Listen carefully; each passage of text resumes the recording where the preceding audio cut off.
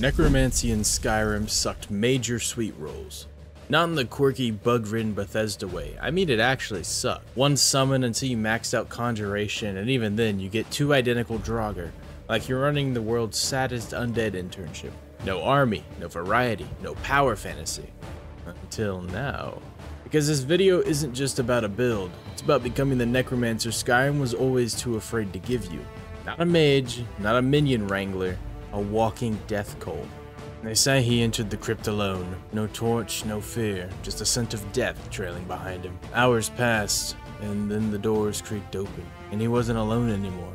Skeletal archers moved in formation, stitchwork horrors pulsed with stolen life. Fallen warriors, freshly slain, dragged their blades across stone, ready to kill again. The dragons named him Unslad, or the Undying, not because he cannot die, but because he refuses to let the dead rest. And thanks to Lorerim's final chapter, Chapter 4, you can become him. This is the Necromancer build Skyrim never dared to imagine, one that controls, commands, and corrupts.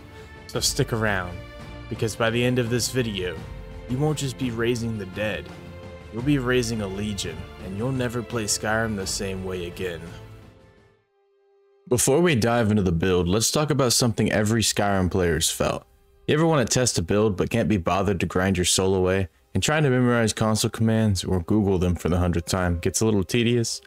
That's where Xmod comes in, a powerful trainer tool built for single player games. Xmod supports over 5,000 games, and it's free to use for thousands of them.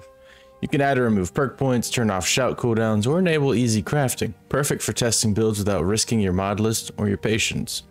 Always great with Skyrim mod lists, and even helps with games that don't have massive modding scenes, like Oblivion Remastered, Monster Hunter Wilds, and Kingdom Come Deliverance 2. Some of the more popular games do require a paid subscription, but you can try everything out with a 30-day free trial using my code. Just download the app, hit coupon, and enter Xmod Hub. Or don't, and keep pretending you remember what every console command is. Totally your call. Here's how you turn that fantasy into a real build, by level 1. The worst part of Requiem builds, they take way too long to actually feel like the thing you're trying to roleplay. If I'm playing a Necromancer, I don't want to wait 20 hours swinging my sword before my undead army is doing the killing. We don't do that here. You start as a small fry Necromancer with 2 minions, and immediately start scaling. I picked Whiterun as my start. Breezehome gives you early storage, Farengar sells most of the spells we'll need, and the giant camps nearby, well, they'll become our go-to XP farm. For race, we pick Breton, always. You start with 15 Conjuration, and choosing as a major skill bumps that to 25. High enough to unlock Apprentice Conjuration and the Necromancer perk at level 1. Standing Stone, we're going to go with Apprentice. You get more magicka and faster regen. You're not here to tank, you're here to cast non-stop. And for our traits, we're going to go with King of Worms, which gives us longer durations and an extra summon. And then Jack of all spells, which boosts every apprentice and adept spell, which is exactly what this build leans on in the early game. At level 1, I picked Skeleton Marksman. Get early range pressure and an easy way to kill giants. I also picked up Reanimate Zombie, which turns any dead bandit into a frontline tank. And then I picked Power of the Master. This lets you cast self buffs on all your minions at once, and it scales off Conjuration, so you don't need to waste perk points in other schools. Level 2, we picked up Empowered Conjuration. It's boring, but it's required. Level 3, we branched into Alteration. I grabbed Oak Flesh and Open Novice Lock. Oak Flesh is the prize. Cast it with Power of the Master, and every summon gets bonus armor in one go. Open Lock is filler. You can kind of grab whatever you want if you don't care about opening locks. At this point, you're already in the loop. Summon, buff, reanimate, replace. It's fast, cheap, and self-sustaining, so long as you got magicka. And that's where Circle of Entropy comes in. You're gonna buy it from Farengar. It's a novice destruction spell that drops a magicka regen zone. Cast it before a fight, stand in it, and you'll recover fast enough to maintain your army with 0 downtime. This one spell turns the build from functional to oppressive. And again, Whiterun makes this all easy. You've got loot to sell, spell access, and all 3 crafting stations within arm's reach. You've got the core gameplay loop. Now we're scaling it from small-time Necromancer to full-on Lord of the Unliving. Giants are Skyrim's unofficial space program. One swing and your follower is airborne, cartwheeling into low orbit like they just got drafted by NASA. In Lorerim, they're usually a mid to late game threat. High health, massive damage, and enough reach to one-shot you from downtown with a club. But not here. With this build at level 1, we walk out of Whiterun and send them back to the Stone Age. I picked up Jespar the Guard for free, marched straight to the nearest giant camp, and cleared it, before I even had access to Necrotic Cloak, Necromancer's Ritual, or Akado's Recital. Just the base kit, 2 summons, a follower, and Circle of Entropy. And by the time it was over, I was level 16, which is wild, because most Requiem builds are still figuring out how to kill wolves at that point. I remember getting bodied by a mud crab the first time I tried this mod list, and now I'm out here soloing giants before level 5. So here's how it works. We start with Circle of Entropy. This is our Magicka sustain. Then we drop down 2 skeleton marksmen, we pull aggro of a giant, and make sure our circles is relatively safe placed. Preferably on high ground, or like a terrain break for line of sight. And then, you just don't get hit. It's that easy. Just be a Necromancer, with a dodgeball player's reflexes. As long as you stay alive, you can keep summoning, and the marksmen do real damage, softening targets with every shot and chipping giants down faster than you'd expect. What usually kills you in Requiem becomes your farm. And of course, every great general has their days off. You're probably feeling pretty high and mighty after soloing giants at level 1. On your Sun Jin Woo arc, yelling "Arise!" while resummoning your skeleton homies for the 10th time, thinking you're unstoppable. But you're not. This was me, 5 seconds later. I call this one Arrow to the Everything. In this, that smug Necromancer just remote disconnected my summons like he unplugged my Ethernet cable. Out of Magicka. Again, I was pushed out of Circle of Entropy and now I've lost my ticket to living. Bad positioning? Congratulations, you've just unlocked hard mode. One wrong step and suddenly you're playing peekaboo with a warhammer. And don't get cocky in crypts. Rocker don't care about your fancy spells. They'll run your pockets, then walk back to their coffins like it was just another Tuesday. Look, this build is strong, but it is fragile. You're not a tank, you're not a battle mage, you're a field commander with a paper-thin hitbox. If you're not controlling the fight, you're losing it. But here's the upside. Once you learn to play around your limits and stop surviving fights and start orchestrating them like an undead puppeteer. By level 6, the build stops being efficient.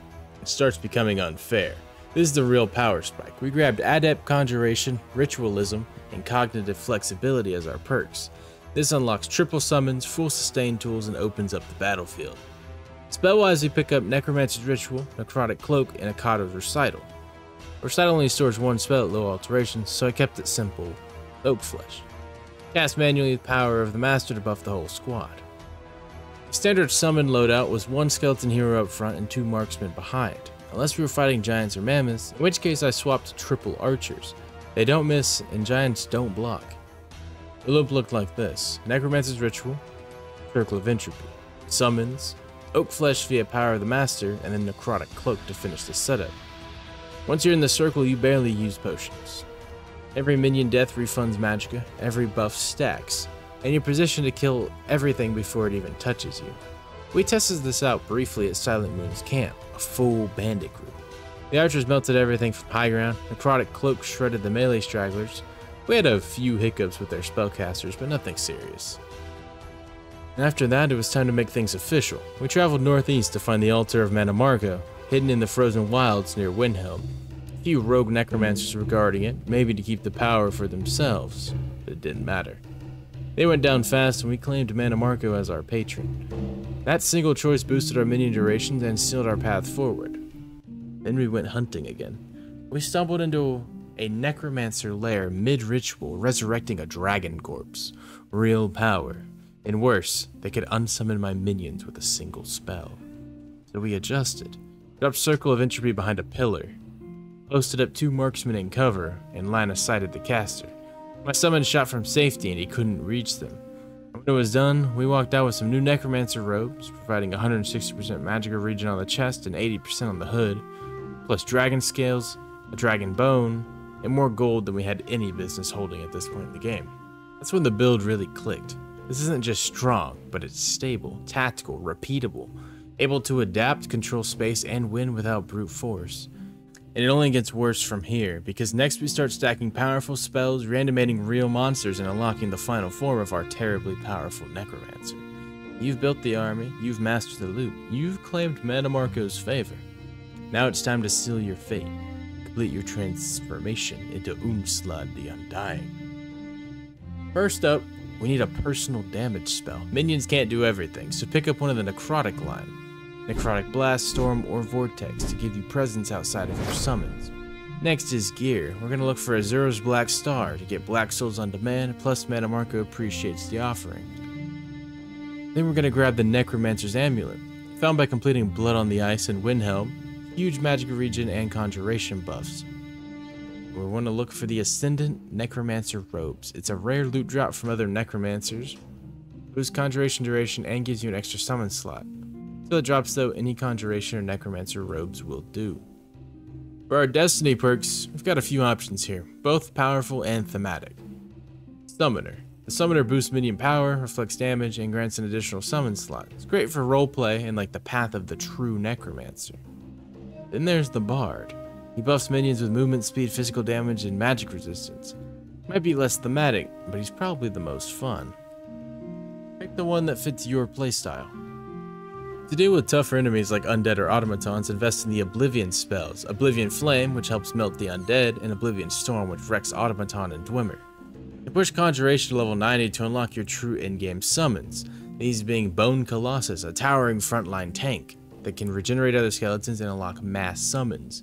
The Necro Witch, a reanimating caster who can learn a spell from your left hand, essentially a custom Necromancer or companion. Then there's the Ancient Death Priest, a heavy magic user with the power to reanimate groups of fallen enemies. And then the Flames of Oblivion, turns any summoned minion into a walking firebomb. Cast it and watch everything burn.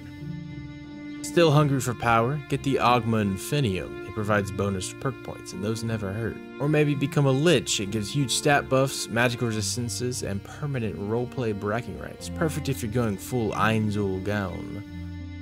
Invest in Illusion. Grab Blur to dodge any stray arrows, or double down on Alteration and get Ebony on Flesh and Mage Armor perks for added defense. Destruction or Restoration are also great flex trees to burn the undead or survive longer when the army falters.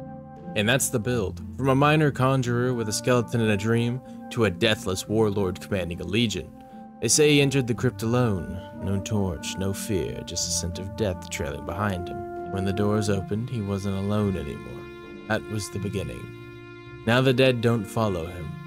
They march with him. They burn for him. They rise on command.